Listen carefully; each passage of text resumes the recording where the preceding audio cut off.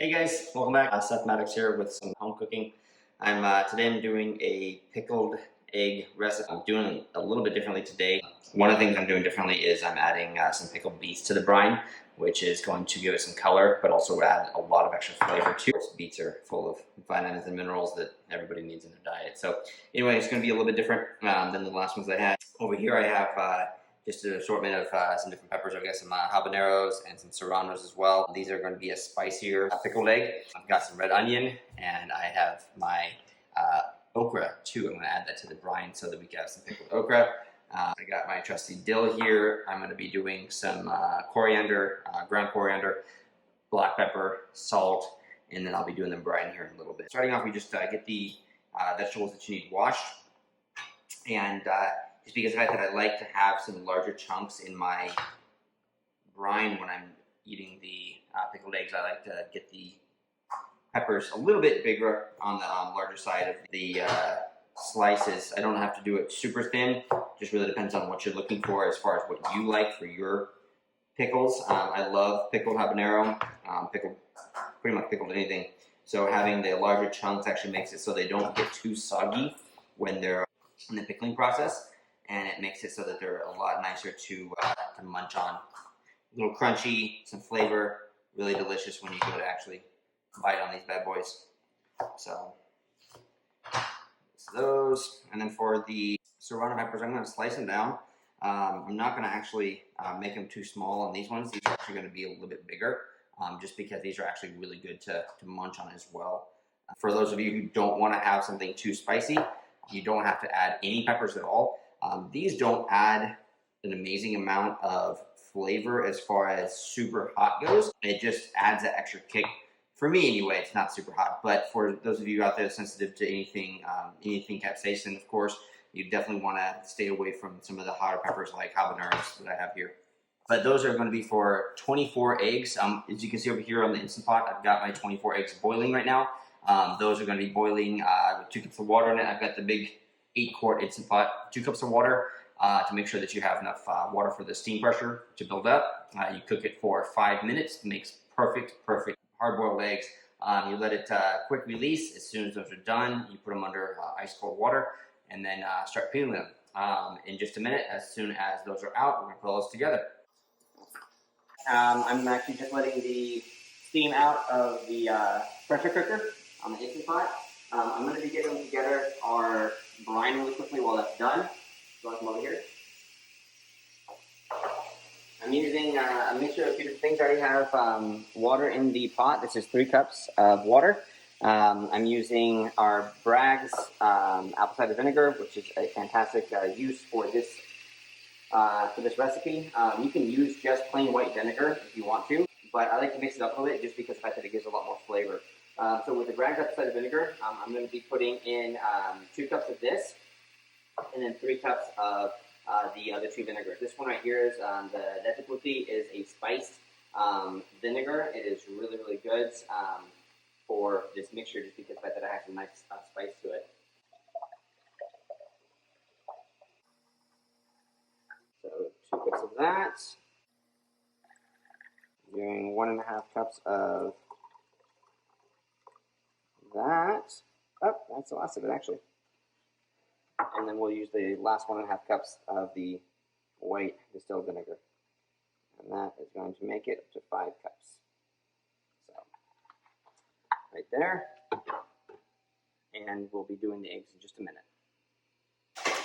All right.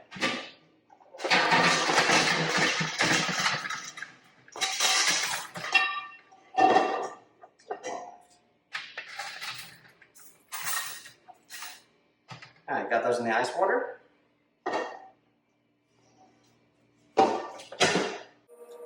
And just got to cool them down just a little bit. They don't have to be all the way cooled down. That's the nice thing about this process is they can actually go into the brine perfectly hot. So while those are cooling for just a minute, what I'm going to do is I'm going to get this going and let that come to a boil. With that being said, to make the brine, I like to add a little bit of sweetener, not too much, just because of the fact that I don't do a lot of sugar anyway. and I don't like the sweeter of the pickling spices. So I do more of a sour pickle. This one is definitely going to be a nice tart with just a tad bit of sweetness to it. I use the Lakanto monk fruit sweetener. I'm following the ketogenic diet, so I like to use this because of the low glycemic value to it. But for that, I put in just a couple of tablespoons. For this many eggs, you can, if you want on the sweeter side, you can do 4 to 8 tablespoons of sugar. It just really depends on what level of sweetness that you want. I'm only going to be putting in, I think I'm going to be putting in 3 today, just because I don't like having too much of the sweetness. With the great thing about the monk fruit is it's not overly sweet either. For the salt, I'm putting in about 4 tablespoons here. It's the Himalayan pink sea salt.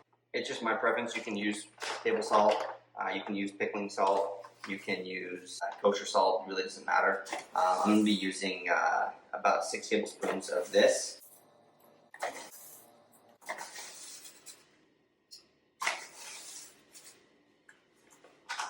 And that goes in there. I'm going to turn it back up really quick. I usually keep this next to the stove. Oh, that's neat. It won't cause any smoke, so no fire alarm issues necessary today. Huh? So anyway, we're gonna let that get heated up, and then we'll come back to peel the eggs in just a minute. So starting off with the eggs, because it is Instant Pot, all you have to do is just tap them on the side of the counter or in a bowl. The process of peeling these is actually usually pretty easy. It depends on the egg itself. That one actually looks like it's not. Looks like this one was a little bit of an older egg. So you can always tell when eggs are a little bit older from the store if they are harder to peel. They should, when you get a batch, they should usually just come right off. The shells are super easy to take off. As far as from the Instant Pot, they should come off without any issue at all. Just like that. And once I get all these together, we're going to put them together with the brine. Be right back. With our onions, we like to actually just do little slices, kind of in half lengthwise. And for the slices, I cut out the end just to make sure that they are rootless. Cut those little pieces out. And then we just make slices down. You can do them big chunks, you can do them slices.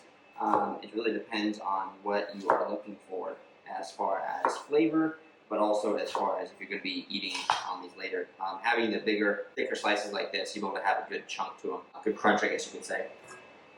So putting these together with the rest of the vegetables here as well.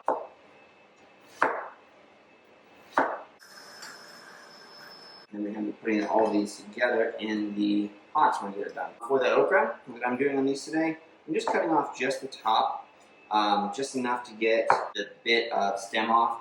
It has a little bit of brown from the store. The stem is fully edible, so you actually don't have to cut any of it off if you don't want to. I just like to take the little bit of brown part off so that we have no discoloration. Well, little to no discoloration in the okra. As you can see, you're going to see a little bit of brown spots on the okra itself. It's perfectly fine to eat. No biggie on that. It's just a matter of taking, pickling and pickling them so they get fully preserved and delicious.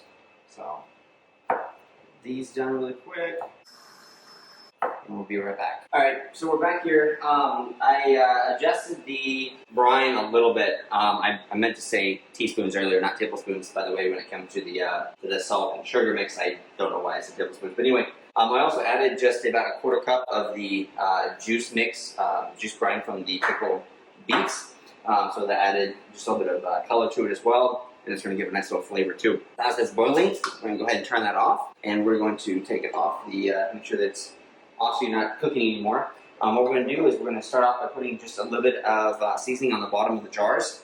We're going to do about a tablespoon of black pepper on each one, and we're going to do about 2 tablespoons of dill on each one. This is freeze-dried dill. You can use fresh dill, you can use just regular dry dill.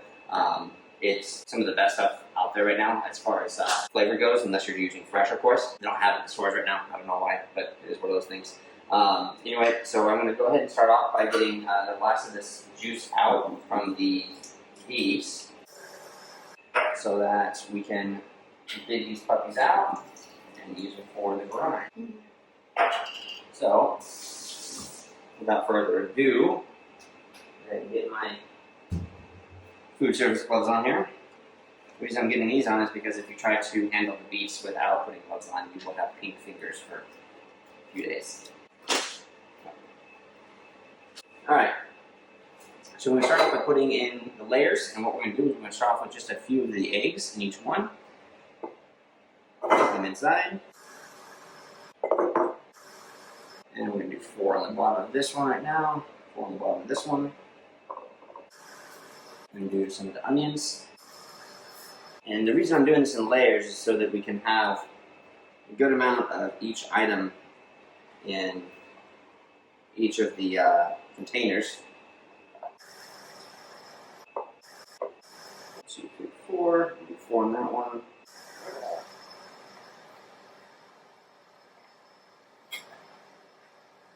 Habanero and serrano go in as well. There we go.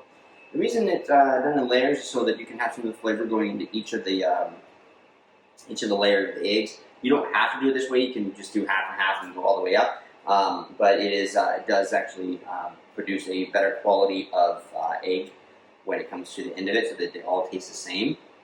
That way, you don't have any issues with different flavors.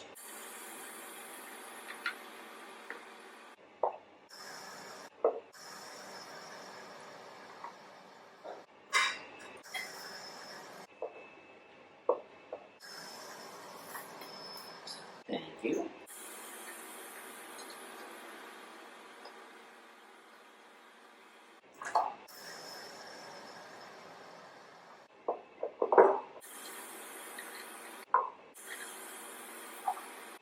So that wasn't completely drained out, so got some water there.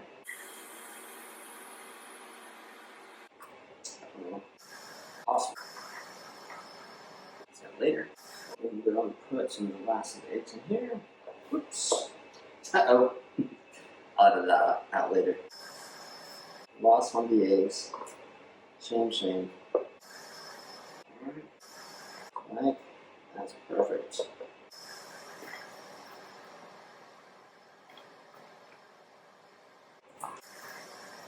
These in. I'm not using all the onions because I cut way too much. I didn't know how much I was going to have on this because that onion was quite large. And we're going to stack the rest of these with the beets. So the reason I'm doing this instead of putting more of the stuff on first, so that it still has more of the coloring to go into the actual eggs. Put a couple more of these on top here really quick.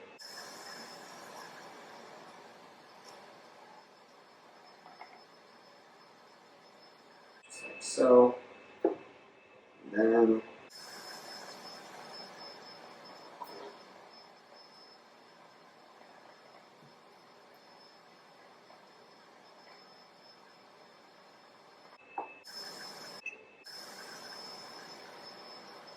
alright, so that's it for those.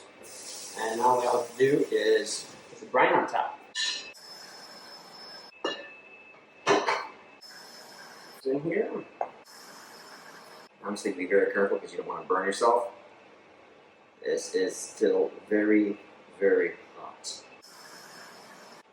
If you have any brine left over at the end, you could take a couple cucumbers out of the fridge.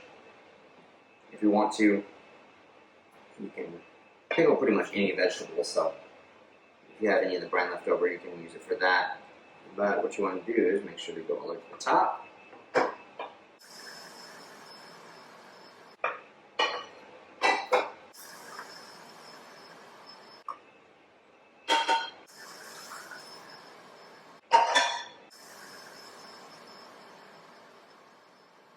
When I say top, I mean the very top. That way they seal nicely too. And put the lids on. One thing I will mention is that I forgot to say earlier, I did wash and sanitize these containers beforehand. I got these on Amazon for, I think it was $4 for $12. These are not pickling jars technically.